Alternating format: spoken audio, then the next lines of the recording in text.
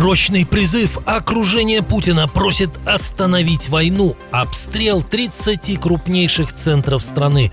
Резиденция под завалами. Впервые показаны последствия мощного удара по лидеру. Жесткий намек Кремлю. Очереди в военкоматы бьют рекорды. Войскам НАТО развязали руки. Стрелять будут без согласования. Экстренное развертывание сил. Сосед начал штурм границ Казахстана. Кризис в России ударил по китайцам. Имиджу Путина в КНР нанесен непоправимый урон. Об этих и других событиях к утру пятницы 10 июля. Доброе пятничное утро, последний рабочий день недели. И спасибо, что начинаете его вместе с Нехтой. Я Олесь Корниенко. Поехали.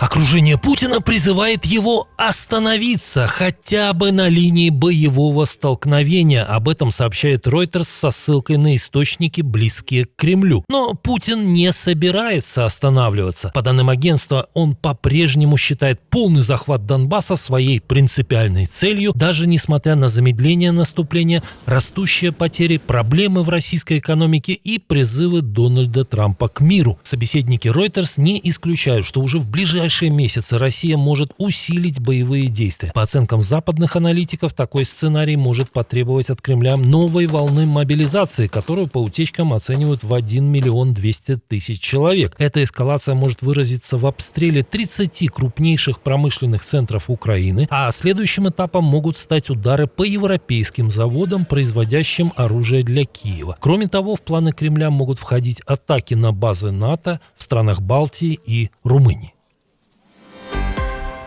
Но об эскалации говорят не только анонимные источники, но и официальный представитель Кремля Дмитрий Песков озвучил, как Москва собирается отвечать на дальнобойные удары Киева по российской территории. Дальнейшая эскалация, возможно, продлит специальную военную операцию в какой-то степени, мы не можем точно сказать в какой, но это приведет к тому, что нам придется делать большую зону безопасности, большую буферную зону. Песков так разухабился, что начал поучать команду Дональда Трампа, которого еще недавно всегда называл господином. Мы видим некие заблуждения в администрации Белого дома.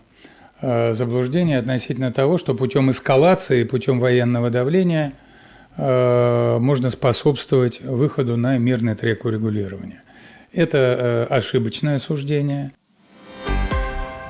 Пока в Кремле мечтают о расширении буферной зоны в Украине, обычные россияне пошли на штурм соседнего Казахстана. Нет-нет, соседи не собираются расширять русский мир на степи, откуда начинались походы половцев, печенегов и Золотой Орды. Визитеров с севера интересует более банальная цель – полный бак, а желательно еще и пару канистр. В МВД Казахстана отчитались о развертывании 59 полицейских постов на границе. Ранее власти страны уже ограничили въезд иностранных машин до 1 раза в сутки. Причина проста. Жители приграничных российских регионов все чаще ездят в Казахстан за топливом. Там литр бензина теперь стоит почти вдвое дешевле, чем в России. А главное, он там просто есть. В Кремле намекают на эскалацию конфликта, но в эту игру можно играть вдвоем. НАТО становится жестче на своих восточных рубежах. Альянс решил превратить воздушное патрулирование стран Балтии в полноценную миссию противовоздушной обороны. Миссия воздушного патрулирования обычно применяется в нормальных мирных условиях, когда в случае некоторых инцидентов истребители сопровождают другие истребители. Но, по словам президента Литвы, текущая ситуация кардинально отличается. То, что происходит сегодня, не является полностью мирной обстановкой. Мы сталкиваемся со многими гибридными вызовами. Мы сталкиваемся с атаками беспилотников. Беспилотники отклоняются от своего курса. На саммите НАТО в Анкаре обсудили в том числе и эту проблему. Теперь пилоты Альянса смогут без согласования со столицами быстрее принимать решения об уничтожении воздушных целей, включая беспилотники, если те представляют угрозу. Я ж потушить тоже. О топливном кризисе в стране бензоколонки становится известно во всем мире, но самое обидное для Путина, что об этом во весь голос говорят граждане союзной державы. Несмотря на цензуру, китайские соцсети заполнены роликами отчаявшихся сограждан, которые в это время решили поехать в Россию. Братья, ездить по России так сложно. На заправках ограничение в 20 литров. Посмотрите на очереди. Бедолаги жалуются на дефициты и длиннющие очереди на АЗС. Многие не верили. Говорили, я паникер. Откуда дефицит бензина на Дальнем Востоке? А вы посмотрите, какая очередь на заправку стоит. В 2 ряда. Интересно, как скоро эта новость сведет до нуля количество туристов из Поднебесной. Ну и как отреагирует товарищ Си Цзиньпин. Величие в его глазах у Путина точно от таких новостей не прибавляется. Ни один Путин обрастает двойниками. Многолетний соратник хозяина Кремля, некогда министр, вице-премьер, а ныне один из главных банкиров России Герман Греф, прячется под именем гражданина Беларуси. По данным проекта «Система», жена главы Сбербанка оформляла свои личные банковские карты на имя некоего 40-летнего Владимира Павлова. Именно он якобы заказывал на адрес элитной резиденции Грефа на Рублевке премиальную одежду для хозяйки, БАДы для дочки, аккумулятор для личной Теслы банкира и даже спрей от грибка ногтей для самого олигарха. Как выяснили журналисты, белорус Павлов все-таки не мистер Хайд, который вылазит из Грефа по ночам, и не его электронный аватар, а реальный человек. Когда-то он был грузчиком на птицефабрике в Беларуси, но теперь, похоже, возит и охраняет влиятельную семью, а через его номер с Грефом связывается его окружение. Это какая очередь? Куда? Они бензин поехали запариться, а у них нет бензина.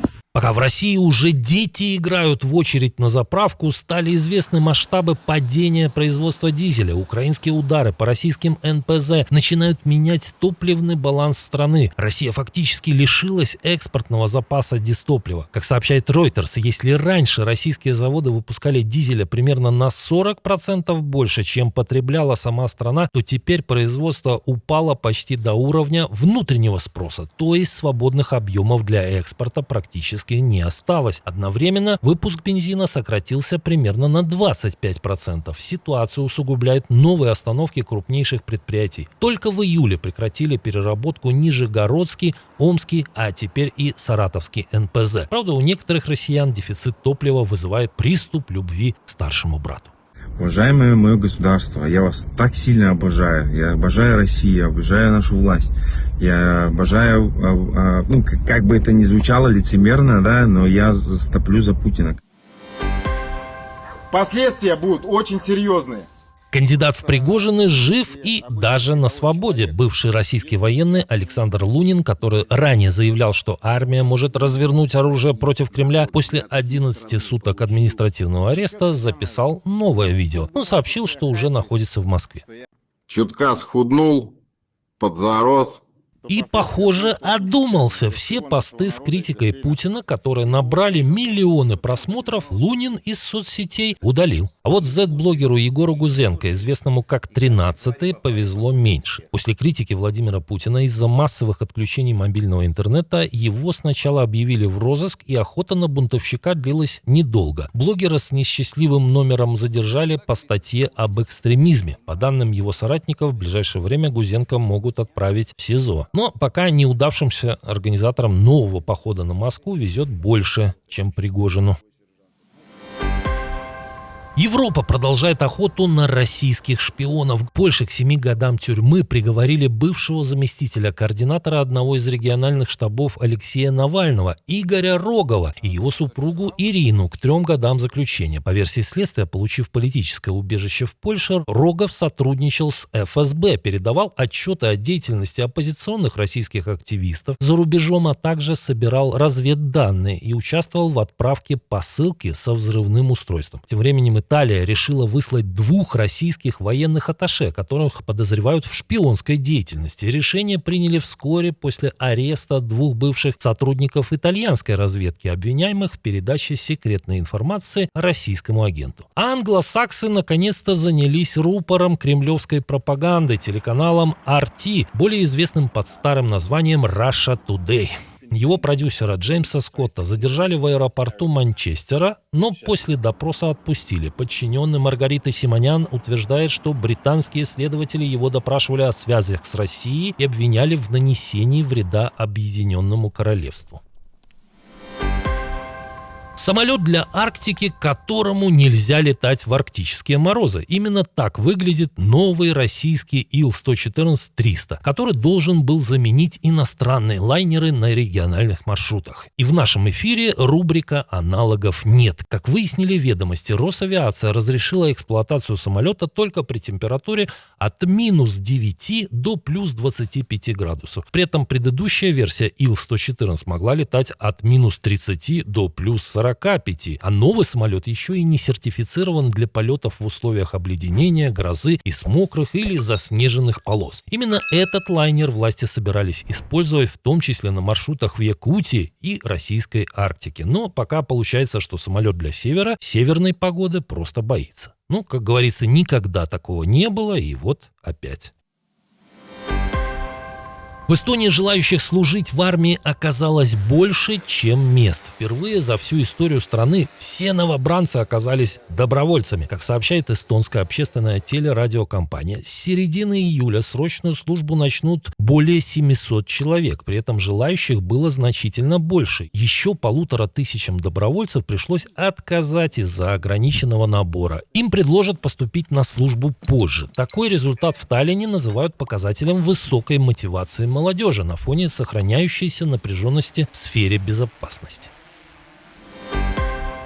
Спустя 4 месяца после удара США и Израиля по Аятолле Хаминеи в сети появились кадры последствий атаки. Парадоксально, что опубликовали видео не союзники, а иранские власти. Произошло это в день окончательных похорон бывшего верховного лидера, душившего любые проявления свободы в течение 37 лет и стоявшего за многими конфликтами в регионе. Какую цель преследовали публикации видео развалин резиденции Аятоллы, выжившие в войне вожди Исламской Республики, остается гадать, но с большой вероятностью с этими кадрами познакомятся и другие кровавые тираны во всем мире и осознают, наконец, что никакая охрана и никакой бункер не гарантируют безопасность. Спасибо, что досмотрели до конца. До вечера.